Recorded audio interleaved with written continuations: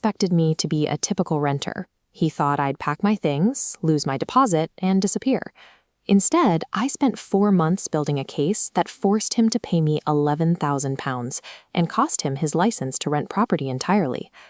I moved into the flat when I was 29. It was a 2-bedroom in a decent location with affordable rent.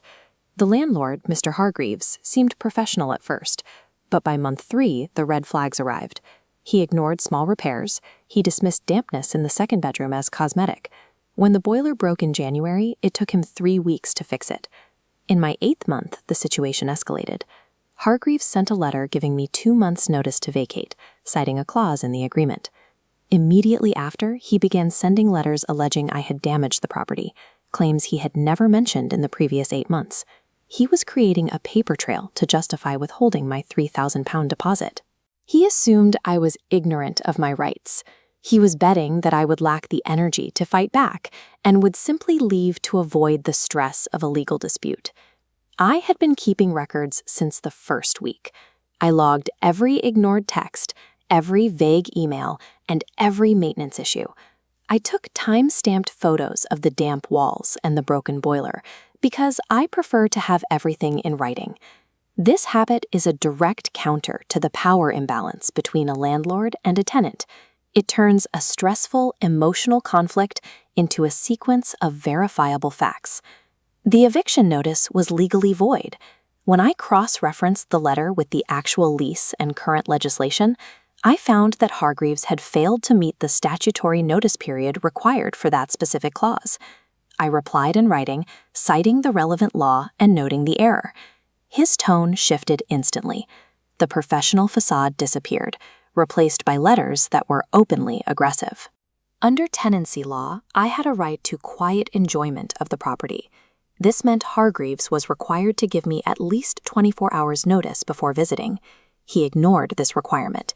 He began making unannounced visits, showing up at the door to pressure me into leaving. It was a clear attempt at intimidation. I documented every single instance. This log shows the dates and times of every illegal entry. I stopped engaging with his outbursts and simply focused on recording the data. Transforming these encounters into raw data removes a landlord's ability to gaslight a tenant. Emotional pressure loses its effect when it is met with a cold, measurable record of events. I contacted a tenants' rights organization to review my evidence.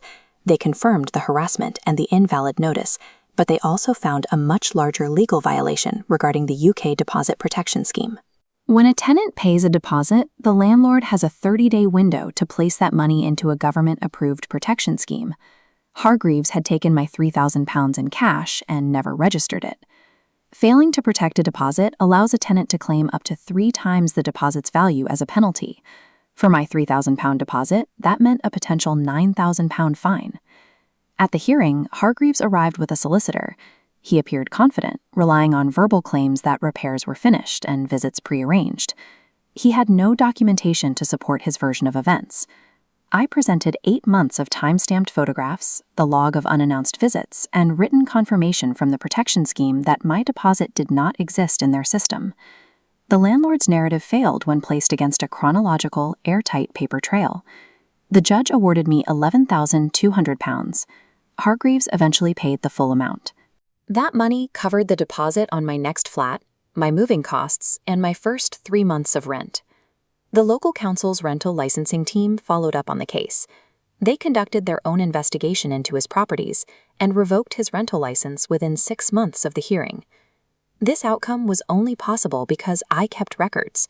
If I had relied on memory or had been too intimidated to document the process, Hargreaves would have kept my £3,000 and faced no consequences for the illegal eviction attempt. You don't need a lawyer to start protecting yourself.